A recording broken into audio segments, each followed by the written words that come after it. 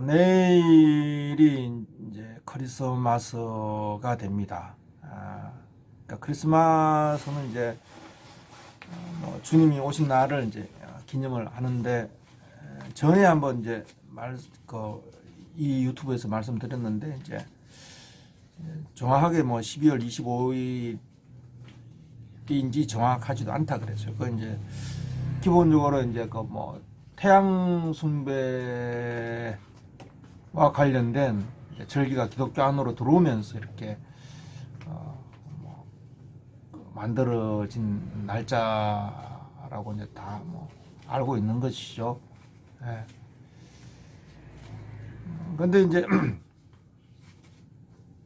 어쨌든 이제 그 주님이 오셨다는 그 사실에 대해서, 그 사실의 이제 진정한 비밀이 무엇인지에 대해서 사람들은 사실 관심이 있는 사람이 거의 없습니다.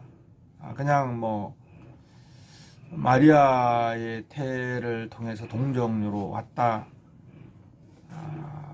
라고 이렇게 그냥 그 정도 선에서만 생각을 하죠. 그러니까 또 그 날을 또 기념하고 그러는데, 요런 거를 이제 종교라고 합니다. 종교. 그냥 기독교라는 종교이죠.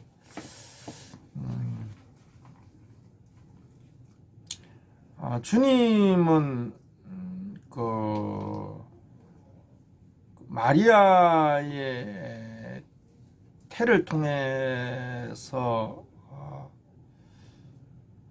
이제 오신 것은 아닙니다. 아니고, 주님은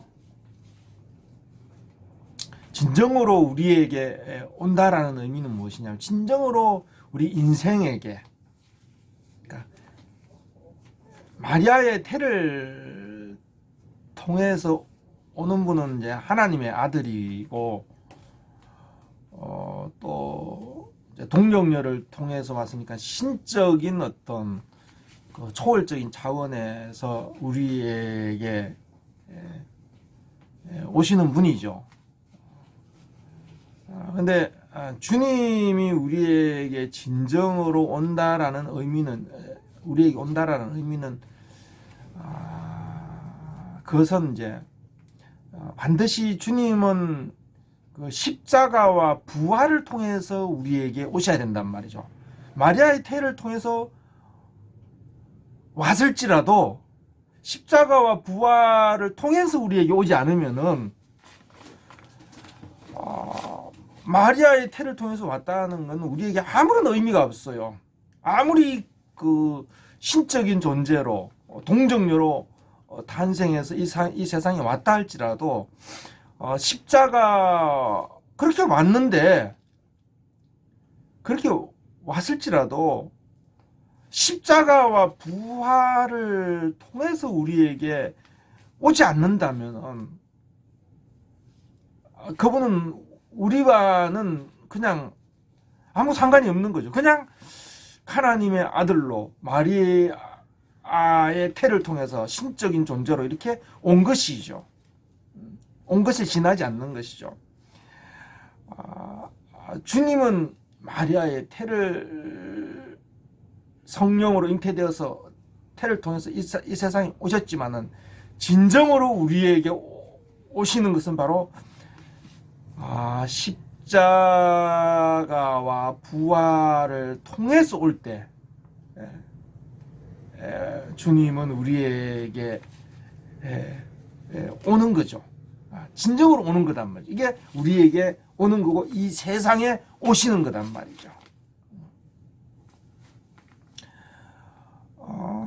예수님이 십자가에 못 박혔을 때에 마태복음이나 누가복음 이런 데 보면은 사단이 그 예수님의 십자가에 못 박혔을 때 이제 바리새인이나 아니면 유대인들을 이제 그 통해서 이제 사단이 예수님을 이제 십자가에 못 박힌 예수를 시험을 해요. 무엇이라고 시험하냐면 사람들이 다 이렇게 시험하는 거죠. 이게 지금 있는 이 세대도 그렇고 종교인들도 그렇고 다 이렇게 시험을 하는 거죠.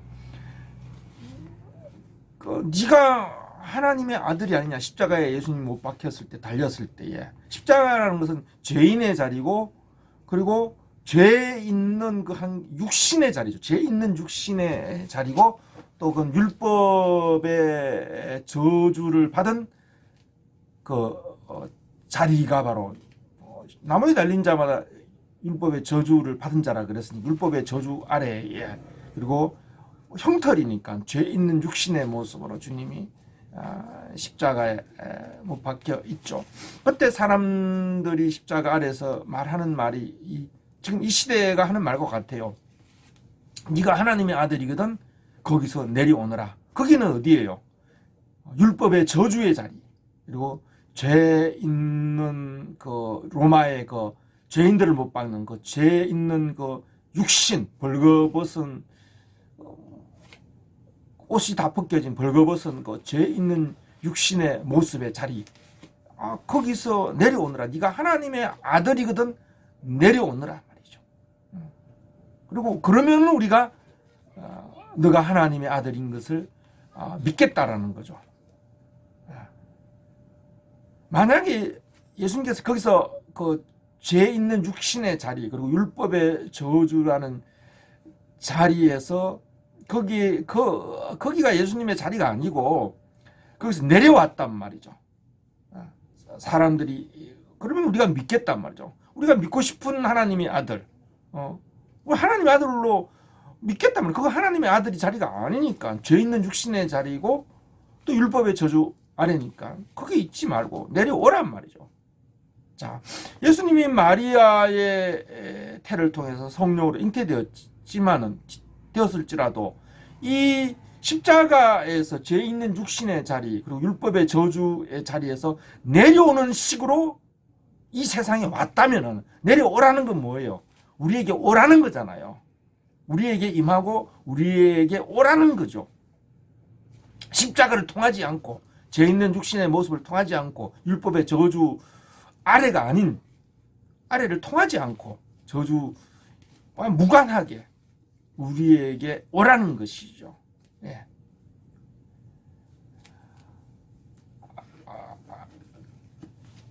예수님이 마리아의 태와 동정 성령으로 잉태되었을지라도 십자가에서 이렇게 왔다면은 죄 있는 육신이 아니라, 그리고 십자가를 통하지 않고 죄 있는 육신의 모습을 입지 않고, 그리고 율법의 저주를 통하지 않고 아래에서 저주를 받은 모습으로 이렇게 우리에게 오지 않고 거기서 내려와 가지고 말이죠.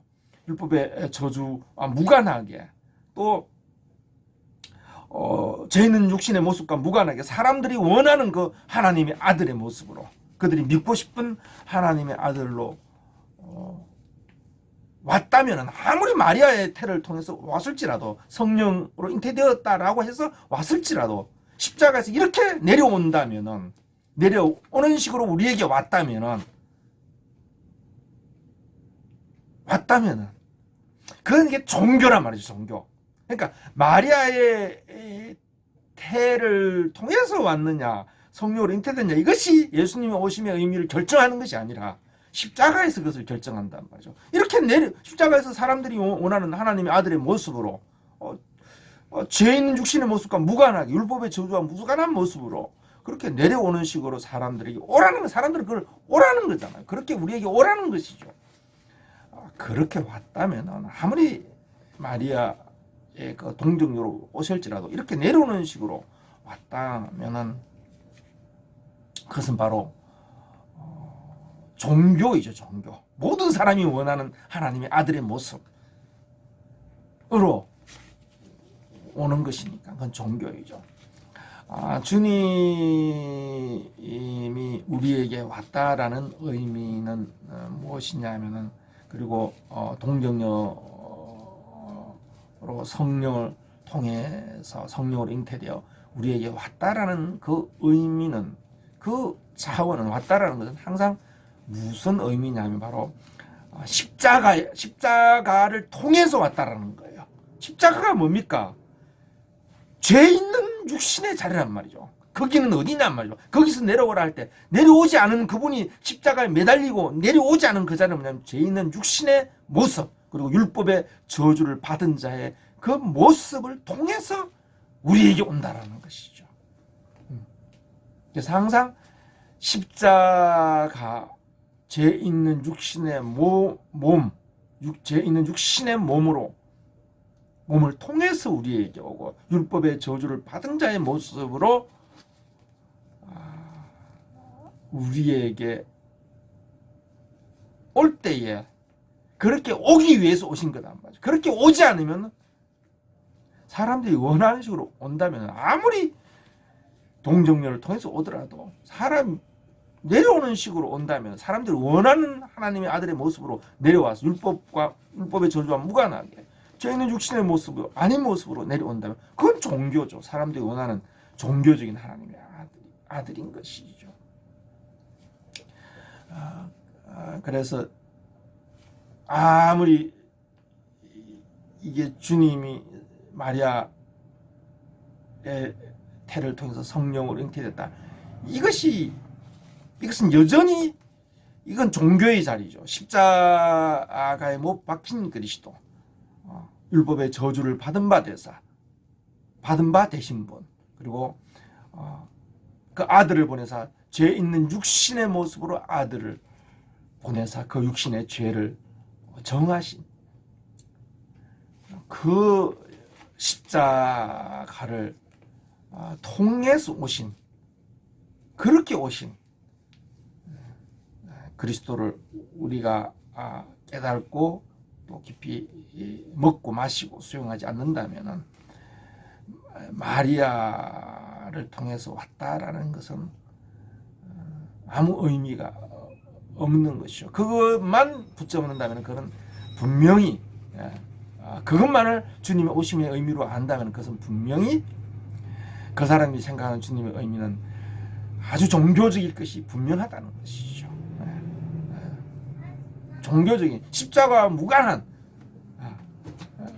죄 있는 육신의 모습으로 오신 그리스도와 무관한 아주 종교적인 그 성탄만을 이제 생각하는 것이 아주 분명하다라는 것입니다. 주님이 아무리 뭐하겠습니까? 그분은 십자가와 부활을 통해서,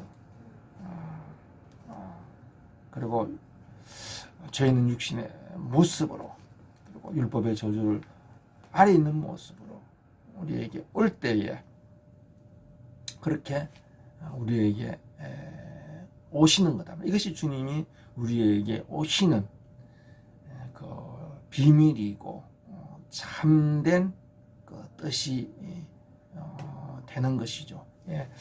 오늘 좀 나눈 말씀이 좀 상당히 묵상할 게 많고 또 중요한, 어렵고 좀 중요한 주제인데, 여러분도 한번 이 내용을 한번 묵상해 보시기를 권합니다.